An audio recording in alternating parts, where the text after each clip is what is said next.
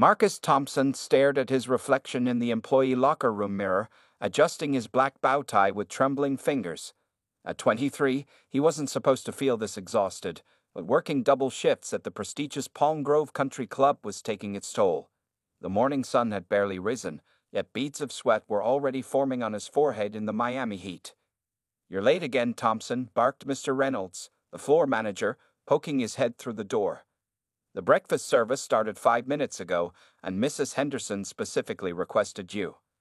Marcus nodded quickly, knowing Mrs. Henderson was one of the few kind members who actually treated the staff with respect. "Yes, sir. I'm sorry, sir. It won't happen again." The truth was, Marcus had spent the night at the hospital with his mother. Her condition was getting worse, and the medical bills were piling up. Every extra shift, every tip, every penny counted. He couldn't afford to lose this job, no matter how much some of the club members looked down on him for being one of the few black employees. As Marcus hurried through the club's polished hallways, he could hear the familiar chatter of wealthy members enjoying their morning routines. The Palm Grove Country Club was a world unto itself: crystal chandeliers, marble floors, and members who spent more on a single meal than Marcus earned in a week. "Hey, Marcus," called out Jenny from the kitchen. She was one of the few friendly faces among the staff. "Mrs. Henderson's usual table is ready. I've already put in her order: Earl Grey tea and blueberry scones." Marcus managed a genuine smile. "Thanks, Jenny. You're a lifesaver." As he made his way to the outdoor terrace, Marcus couldn't help but notice the usual stares. Some members barely acknowledged his existence, while others watched him with barely concealed disdain. He learned to develop thick skin over the past 2 years, but some days were harder than others. Mrs. Henderson, a widow in her 70s, brightened when she saw him. "Marcus, dear, how's your mother doing?" "She's fighting, Mrs. Henderson. Thank you for asking." Marcus carefully placed her tea service on the table. "The new medication seems to be helping." What Marcus didn't tell her was that the new medication was actually just a stronger dose of the old one, because they couldn't afford the treatment the doctor had recommended. His mother had been battling lupus for the past 5 years, and the disease was slowly winning. The morning progressed as usual until Marcus encountered the Thompson twins, Brad and Chad, notorious among the staff for their entitled behavior. They were lounging by the pool with their usual crowd of young, wealthy friends. "Hey, boy," Chad called out, snapping his fingers. "We need more towels over here." Marcus clenched his jaw but maintained his professional demeanor. "Right away, sir." As he walked to the towel station, he could hear their muffled laughter and whispers. He'd overheard them several times before, making racist jokes when they thought no one was listening. By noon, the pool area was packed with members enjoying the perfect weather.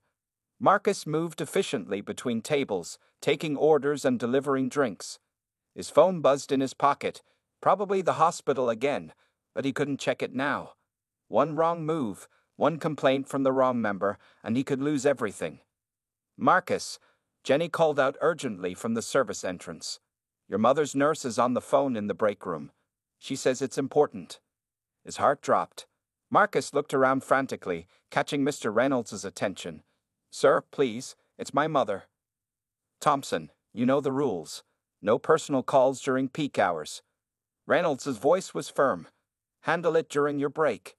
Marcus felt trapped. The weight of his uniform seemed to grow heavier, the sun suddenly too bright. He watched as the Thompson twins and their friends splashed in the pool, their laughter echoing across the deck. They had never known a day of real work in their lives, never had to choose between paying rent or buying medicine.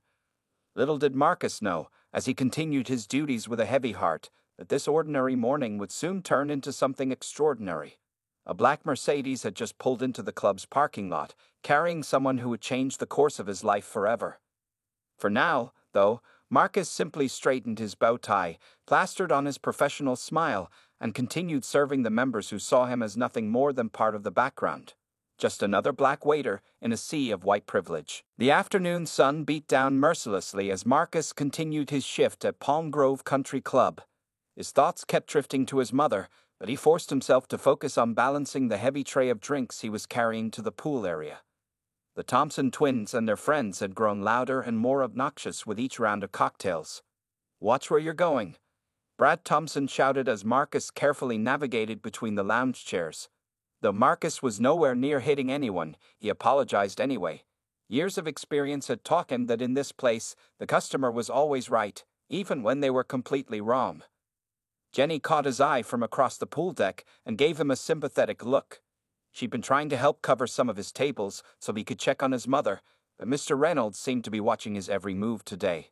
Marcus. Chad Thompson's voice carried across the pool area. We need another round over here. And make it snappy. As Marcus approached their group with fresh drinks, he couldn't help but notice they were whispering and snickering among themselves. Something felt off, but he couldn't afford to be paranoid. He needed these tips, needed this job. Here are your drinks, sir, Marcus said professionally, placing each glass on the table. As he turned to leave, he felt a hand grab his arm. Hey, wait a minute, Brad said, standing up unsteadily. We've been watching you all day, running around in this heat. You must be really hot in that uniform. Before Marcus could react, Chad had stood up too, flanking him on the other side. Yeah, you look like you could use a cool down. Everything happened in slow motion. Marcus saw the grins on their faces, felt their hands on his shoulders and back. He tried to step away, but someone's foot caught his ankle. The world tilted sideways as they pushed him toward the pool. No, please, Marcus protested, thinking of his phone in his pocket, his only connection to the hospital. I can't. The water hit him like a shock, soaking through his uniform. His phone, his wallet, everything was ruined. The chlorinated water stung his eyes as he surfaced, hearing the roars of laughter from around the pool. Someone was recording with their phone. Look at him. Brad howled, like a drowned rat. Marcus pulled himself out of the pool, water streaming from his ruined uniform. His bow tie hung limply around his neck, and his shoes squished with every step. But worse than the physical discomfort was the humiliation. Guests all around the pool were either laughing or purposefully looking away, pretending not to notice. Jenny came running with towels, her face flushed with anger. Are you okay? I'm calling Mr. Reynolds right now. No, Marcus said quietly, taking a towel. Don't. I can't lose this job. But they can't. They can, he interrupted. They can, and they did. The Thompson twins and their friends were still laughing, taking selfies and probably posting the whole thing online. Marcus could hear snippets of their conversation. Did you see his face? That was classic. Wait till everyone sees this. Mr. Reynolds finally appeared, looking more annoyed than concerned. Thompson, what is the meaning of this? You're creating a scene. Marcus opened his mouth to explain, but Chad Thompson cut in smoothly. It was an accident, Reynolds. Marcus here tripped and fell in. Right, Marcus? The look in Chad's eyes was clear. Agree, or things would get much worse. Marcus thought of his mother's medical bills, of the rent due next week, of the medications he still needed to pick up. Yes, sir, Marcus said, his voice hollow. I tripped. Well, get yourself cleaned up and back to work, Reynolds snapped. And be more careful next time. As Marcus walked toward the employee locker room, dripping water with every step, he heard a new voice cut through the ambient noise of the pool area. Excuse me, the voice said, deep and authoritative. Would someone care to explain what I just witnessed? Marcus turned around to see a well-dressed Asian man in his 40s standing near the pool entrance. He carried himself with the quiet confidence of someone used to being in charge, and his expression as he surveyed the scene was one of barely contained anger. The laughter around the pool died immediately. Even the Thompson twins seemed to sense that something had shifted in the atmosphere. Little did they know that James Chen, tech billionaire and newest member of the Palm Grove Country Club Board of Directors, had just witnessed their entire display of cruelty. Marcus had no way of knowing it yet, but this humiliating moment would mark the beginning of an unexpected change in his life. James Chen stood at the edge of the pool area, his expensive Italian suit a stark contrast to the casual swimwear around him. His dark eyes took in every detail of the scene, the soaking wet waiter, the snickering group of young men, and the uncomfortable silence that had fallen over the crowd. 20 years ago, James had been in a similar position, as a scholarship student working his way through college by waiting tables at an upscale restaurant. He'd experienced his fair share of discrimination and humiliation. Now, as the CEO of Chentech Solutions and a self-made billionaire, he had the power to do something about it. I'm waiting for an explanation, James said, his voice carrying across the pool deck. The Thompson twins exchanged nervous glances, their earlier bravado evaporating under his stern gaze. Brad Thompson cleared his throat. "Sir, it was just a bit of fun." The waiter tripped. "Don't insult my intelligence," James cut him off sharply. "I watched the whole thing from the clubhouse. You deliberately pushed this young man into the pool." Mr. Reynolds hurried over, recognition dawning on his face as he realized who James was. "Mr. Chen, we weren't expecting you until next week's board meeting. I assure you, this situation is exactly what I need to see," James interrupted. "It shows me everything that's wrong with this club's culture." He turned to Marcus, who was still dripping wet but standing straight, trying to maintain his dignity. "What's your name?" "Marcus Thompson, sir." James nodded, then addressed Reynolds. "I want this young man given the rest of the day off, with pay, and I expect the club to replace his damaged phone and uniform." Reynolds sputtered, "But sir, we're short-staffed today." "Then I suggest you have those responsible for this incident." James gestured toward the Thompson twins and their friends. "Help serve drinks for the remainder of the afternoon. It might teach them some valuable lessons about respect and hard work." The look of horror on Brad and Chad's faces was almost comical. Their father, Richard Thompson, was a prominent member of the club, but even he couldn't override a board director's decision. James turned back to Marcus. "Mr. Thompson, would you join me for coffee in the clubhouse once you've changed? I'd like to hear more about your experience working here." Marcus nodded, still trying to process this unexpected turn of events. As he headed to the locker room, he could hear James addressing the crowd. "Let me be clear." James's voice was steel wrapped in silk. "I joined this club's board to bring about necessary changes. The kind of behavior I witnessed today will not be tolerated moving forward. Anyone who thinks otherwise is welcome to terminate their membership." In the locker room, Marcus changed into his spare uniform with trembling hands. His phone was definitely ruined, and with it his only way to check on his mother. But something about James Chen's intervention gave him hope, a feeling he hadn't experienced in a long time. 15 minutes later, Marcus found James waiting in a quiet corner of the clubhouse. 2 cups of coffee sat on the table, along with a brand-new iPhone still in its box. "Please, sit." James gestured to the chair across from him. "I took the liberty of getting you a replacement phone. I hope the same model will do." Marcus stared at the phone in disbelief. "Sir, I can't accept." "You can and you will," James said firmly. "Now tell me how long you've been working here." As Marcus shared his story about his mother's illness, the mounting medical bills, the daily discrimination he faced, he saw something shift in James's expression. The businessman was listening not just with sympathy, but with understanding. "You know," James said after Marcus finished, "I put myself through MIT working as a waiter. Back then, I had a manager who looked out for me, gave me opportunities to learn coding during slow shifts. He changed my life." He paused, studying Marcus thoughtfully. "Do you have any interest in technology?" Marcus's eyes lit up for the first time that day. "Actually, I've been teaching myself Python and JavaScript in my free time. Between shifts and hospital visits, I mean." James smiled, reaching for his business card.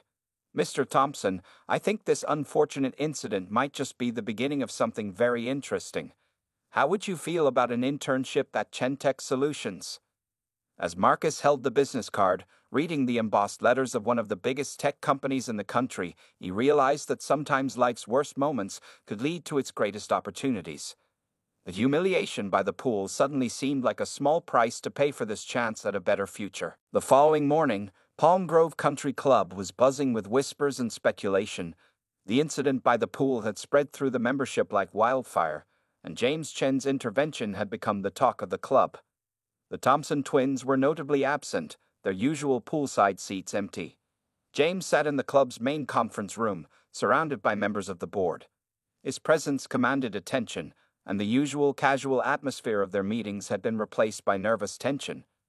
"Gentlemen," James began, placing a tablet on the polished mahogany table, "I've reviewed the security footage from yesterday's incident. I've also taken the liberty of gathering complaints filed by staff members over the past year." He paused, letting his words sink in. "The numbers are disturbing." Richard Thompson, father of the twins, shifted uncomfortably in his chair. James, perhaps we're making too much of a simple pool incident. 27 complaints of racial discrimination, James continued, ignoring the interruption. 15 reports of verbal abuse, and countless instances of staff members quitting due to hostile treatment. He looked around the room. This stops today. Meanwhile, across town at Miami General Hospital, Marcus sat beside his mother's bed, holding her hand as he shared the incredible news about his meeting with James Chen. His new iPhone lay on the bedside table, already programmed with important numbers and featuring a special direct line to his mother's nurse's station. "Baby, are you sure this is real?" his mother asked weakly, but with a proud smile. "A tech internship?" "It's real, Mama," Marcus assured her, squeezing her hand. "Mr. Chen said I can start next week, and the schedule will work around your treatments. Plus, the pay is more than double what I make at the club." Back at the club, James was implementing immediate changes. The board meeting had resulted in several new policies, including a zero-tolerance approach to member misconduct and mandatory sensitivity training for all members and staff. Mr. Chen, Mr. Reynolds approached nervously after the meeting. "About yesterday's incident." "Yes, about that." James turned to face him. "Your handling of the situation was disappointing, to say the least. I suggest you review our new policies carefully. Your position here will depend on it." By afternoon, the Thompson twins were summoned to the club with their father. They sat across from James, looking considerably less confident than they had by the pool. "Your memberships are suspended for 3 months," James informed them. "During that time, you'll both volunteer at the Downtown Community Center's youth program. Consider it a lesson in humility and respect." Brad started to protest, but his father silenced him with a sharp look. Richard Thompson knew better than to challenge James Chen, whose influence extended far beyond the club's walls. Later that day, James visited Marcus at the hospital, bringing with him a laptop and several programming books. He found Marcus helping his mother with her lunch, the scene reminding him of his own past struggles. "The best way to learn is by doing," James said, setting up the laptop. "I've enrolled you in some online courses, and you'll have a mentor at Chentech. Your first project will be helping us develop an app for hospital patients to better communicate with their care teams." Marcus looked at the laptop, then at his mother, who was beaming with pride. "Mr. Chen, I don't know how to thank you." "Thank me by succeeding," James replied simply. "And please call me James." He paused, looking at Marcus's mother. "Mrs. Thompson, I've also taken the liberty of having our company's medical insurance extended to cover Marcus immediately. There's a specialist in lupus treatment I'd like you to meet." Tears welled up in both Marcus's and his mother's eyes. In just 24 hours, their world had shifted from one of constant struggle to one of hope and possibility. As James left the hospital, he received a message from the club's board.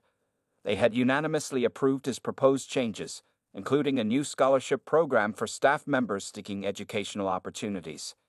The incident that began with cruelty and humiliation was transforming into a catalyst for positive change. In his car, James smiled, remembering his own mentor from years ago. Sometimes, he thought, the best way to honor those who helped you is to do the same for others. He made a mental note to check on Marcus's progress in a few days, knowing that this was just the beginning of a remarkable transformation, not just for Marcus, but for the entire culture of Palm Grove Country Club. The power dynamics that had seemed so immutable just a day ago were shifting, and at the center of it all was a simple act of standing up against injustice. 1 week into his internship at Chentech Solutions, Marcus sat at his new desk, surrounded by multiple monitors displaying lines of code. The office was a stark contrast to the poolside at Palm Grove Country Club. Here, people judged him by his skills, not his skin color. James Chen stood in his office overlooking the programming floor, watching Marcus with growing amazement. Through the glass walls, he could see the young man's intense focus as he worked on the hospital communication app project. What caught James' attention wasn't just Marcus's dedication, it was his natural talent for coding. "Sarah," James called to his lead developer. "How's our new intern doing?" Sarah Martinez smiled, pulling up Marcus's project on her tablet. "Honestly, James, he's exceptional. Look at this code he wrote last night." She showed him an elegant solution to a complex problem they'd been struggling with. He has an intuitive understanding of user experience that usually takes years to develop. Down on the programming floor, Marcus was lost in his work. The past week had been like a dream. Instead of balancing drink trays, he was building something that could help patients like his mother. Speaking of his mother, her new specialist had already adjusted her treatment plan, and she was showing small but promising improvements. A soft knock on his desk brought Marcus back to reality. James stood there, holding 2 cups of coffee. "Taking a break?" James asked, offering 1 cup to Marcus. "Actually, I think I just figured something out," Marcus said excitedly, turning his monitor. "See, if we add this feature here, patients can track their medication schedules and symptoms in real time, and it automatically alerts their care team if there are any concerning patterns." James leaned in, studying the code. What he saw impressed him. Marcus hadn't just created a functional solution. He thought about the human element, about making the technology accessible and helpful for people who might be scared or confused. "This is excellent work," James said, pulling up a chair. "Tell me, how did you learn to think about software this way?" Marcus was quiet for a moment, then smiled sadly. "All those hours in the hospital with my mother. I saw how frustrated she got with the existing systems. Sometimes she'd be in pain, but couldn't remember when she'd taken her last medication. I used to dream about creating something better." As they talked, other developers began gathering around, drawn into the discussion. Soon, what started as a simple coffee break turned into an impromptu brainstorming session. Marcus's ideas flowed naturally, each one stemming from real-world observations and needs. "You know," Sarah commented during the discussion, "this could be much bigger than just a hospital communication app. We could develop an entire platform for chronic illness management." James watched as Marcus's eyes lit up at the possibilities. Here was the passion he'd been looking for in his team, not just technical skill, but the desire to make a real difference in people's lives. Later that afternoon, James received an unexpected call from Palm Grove Country Club. The Thompson twins had started their community service at the youth center, and surprisingly, they'd requested to extend their volunteer hours beyond the required time. Sometimes, James reflected, consequences could lead to genuine change. As the workday drew to a close, James called Marcus into his office. "I've been reviewing your work," James began, gesturing for Marcus to sit. "It's clear that you have an extraordinary talent for this field. I'd like to offer you something more than an internship." Marcus sat up straighter, hardly daring to hope. "Chentech has a partnership with MIT for their distance learning program," James continued. "Full scholarship, and you can continue working here while you study. What do you think?" Marcus gripped the arms of his chair, overwhelmed. "Mr. Chen, James, I don't know what to say." "Say yes," James smiled. "Your mother's care is still covered, and with your new salary as a junior developer, you can focus on building your future." As Marcus left the office that evening, he passed the gleaming buildings of downtown Miami. Just 2 weeks ago, he'd been serving drinks to people who saw him as invisible. Now, he was creating technology that could help thousands of people like his mother. In his pocket, his phone buzzed with a text from Jenny at the club. "You won't believe it. The Thompson twins actually apologized to the staff today. Whatever Mr. Chen said to them really worked." Marcus smiled, realizing that sometimes life's worst moments could lead to transformations no one could have predicted. He had gone from being the waiter pushed into a pool to becoming someone who could push the boundaries of what was possible. 3 months into his new role at Chentech Solutions, Marcus's life had transformed beyond recognition. His desk, once pristine and intimidating, now displayed organized chaos, sticky notes with coding shortcuts, half-empty coffee cups, and a framed photo of him and his mother at her last hospital checkup, where her tests had shown significant improvement. The hospital communication app, now named Care Connect, was in its final testing phase. Marcus had spent countless nights perfecting it, drawing from his personal experiences and his mother's journey. Today was a crucial day. They would be presenting the app to the board of directors. "Nervous?" James asked, finding Marcus early that morning, practicing his presentation. "A little," Marcus admitted, adjusting his new suit, a far cry from his old waiter's uniform. "But mostly excited. The beta testing results have been incredible." The conference room slowly filled with board members, their expressions curious as Marcus took his place at the front. Among them sat Richard Thompson, who had recently joined Chentech's advisory board. His face showed none of the condescension from their country club days. Instead, there was genuine interest. "Good morning," Marcus began, his voice steady. "3 months ago, I was serving drinks at a country club. Today, I'm here to show you how we're going to revolutionize patient care." As Marcus demonstrated Care Connect, the room's atmosphere shifted from polite attention to genuine enthusiasm. The app wasn't just technically impressive, it was deeply human.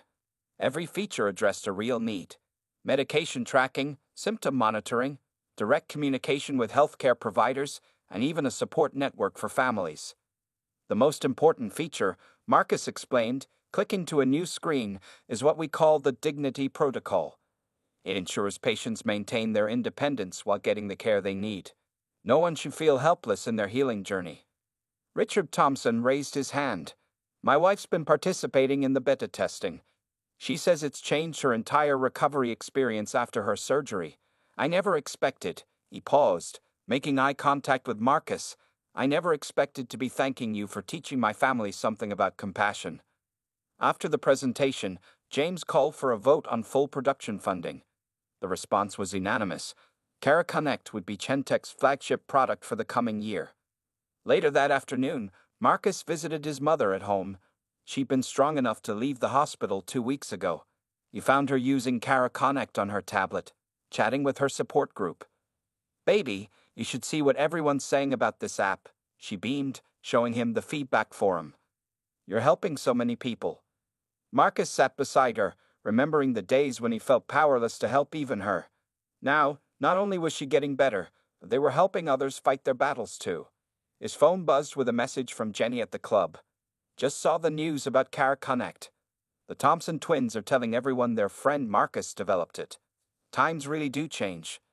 That evening, James hosted a small celebration at his home for the development team. As Marcus looked around at his colleagues, now friends, he caught James watching him with pride. "You know," James said, joining him on the balcony, "when I saw you being pushed into that pool, I recognized something in you, the same fire I had when I was facing my own obstacles. You've exceeded every expectation."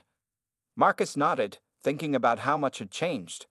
"I never thought that moment would lead to all this. Sometimes I wonder what would have happened if they hadn't pushed me in."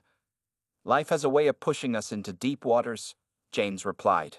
"The question is whether we sink, swim, or build a boat for others to use." As the evening wound down, Marcus received another message, this time from the youth center where the Thompson twins had volunteered. They were starting a coding program for underprivileged kids and wanted to know if he would consider being a mentor. Looking out over the city lights, Marcus thought about cycles of change. The same people who had once humiliated him were now part of his success story. His mother was getting better. He was helping others. And it all started with a push into a pool. Back at his desk the next morning, Marcus opened his laptop to find an email from MIT, his first semester's course schedule. As he looked at the class listings, he couldn't help but smile. Sometimes the worst moments in life push you exactly where you needed to go. 6 months had passed since the pool incident, and Palm Grove Country Club was holding its annual charity gala. The event space sparkled with crystal chandeliers. The real transformation was in the atmosphere. Staff members moved confidently through the crowd, no longer fearful of mistreatment. Marcus stood at the podium, adjusting the microphone. He wasn't here as a waiter this time. He was the keynote speaker. The audience included club members, staff, and special guests from local hospitals who had implemented Care Connect. "A year ago," Marcus began, "I stood in this very room serving drinks. Today, I'm here to talk about how one moment of humiliation became the catalyst for change that has affected thousands of lives." In the audience, he spotted the Thompson twins, sitting with their father. They looked different now, humbler, more mature. Their time at the youth center had changed them in ways no one expected. Brad was now volunteering as a coding instructor, while Chad had started a mentorship program for underprivileged teens. Mr. Reynolds, who had undergone the club's new sensitivity training, sat near the front. He'd become one of the strongest advocates for staff rights, perhaps seeking redemption for his past indifference. Care Connect isn't just an app, Marcus continued.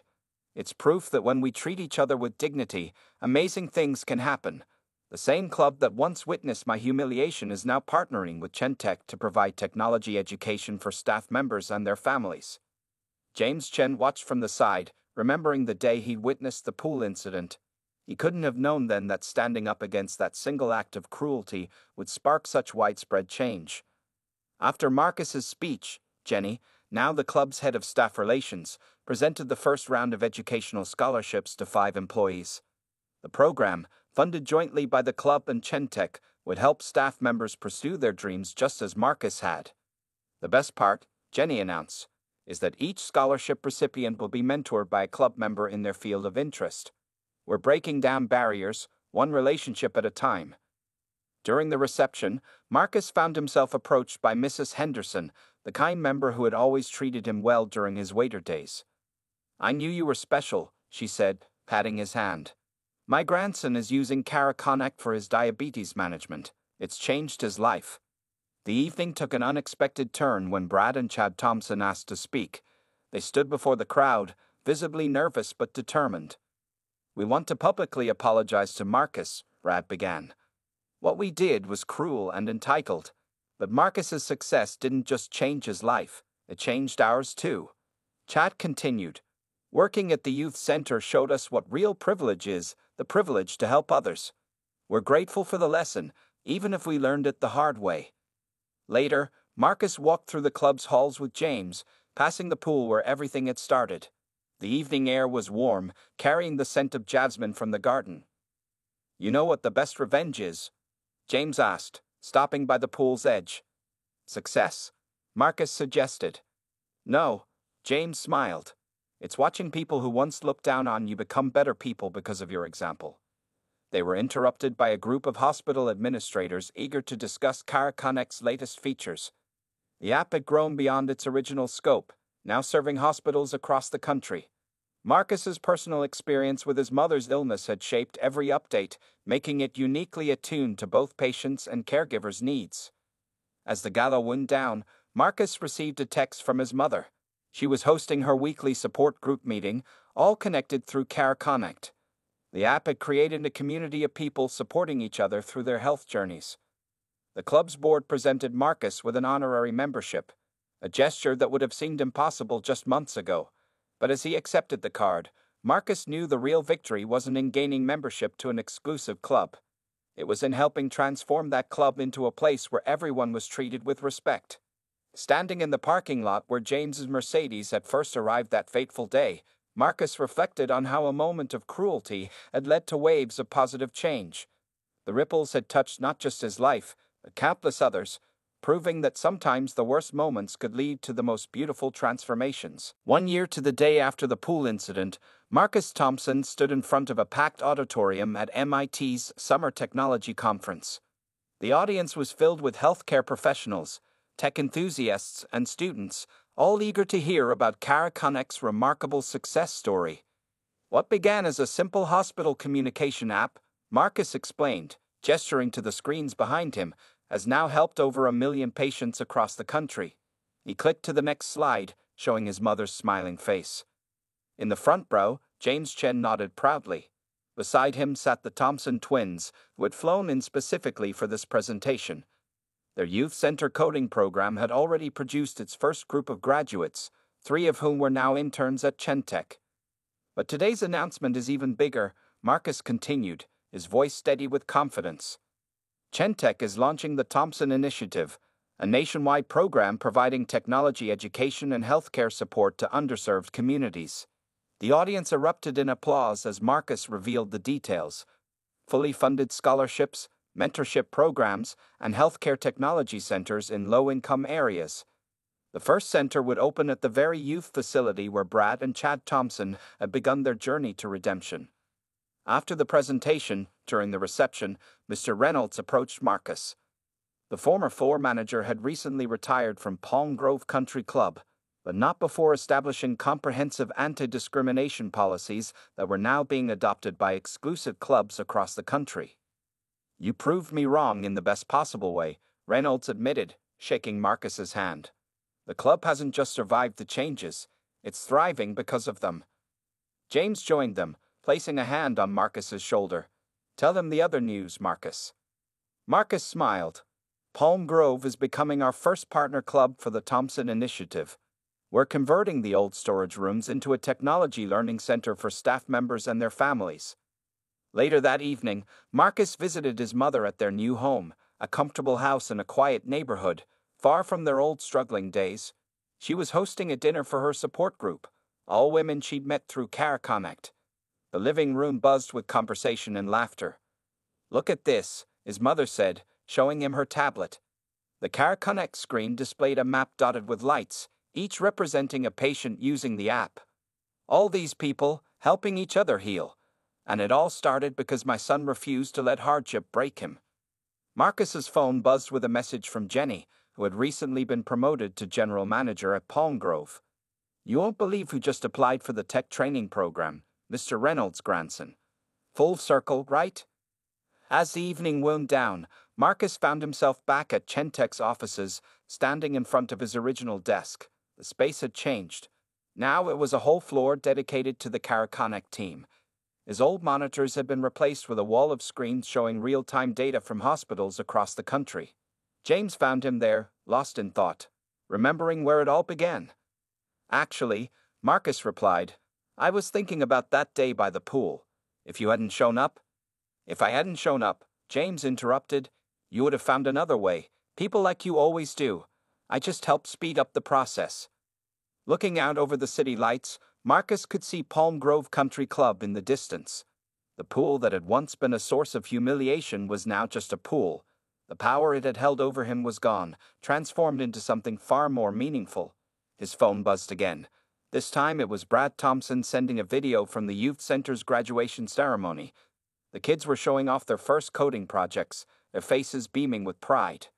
"Ready for tomorrow's board meeting?" James asked. "I hear they're going to make you the youngest VP in Chentech's history." Marcus nodded, thinking about how life had come full circle. The waiter who had once been pushed into a pool was now pushing boundaries in technology and social change. His mother was healthy, his career was soaring, and most importantly, he was helping others rise above their own challenges. As they left the office, Marcus paused at the security desk where a framed photo hung on the wall. It was from the day Care Connect launched, showing him with his team, his mother, and even the Thompson twins. Below it was a simple quote: "Sometimes life pushes you into deep water, not to drown you, but to teach you how to make waves." The story that began with an act of cruelty had transformed into a testament to human potential, proving that sometimes the worst moments in life could lead to the most powerful positive changes, not just for one person, but for an entire community.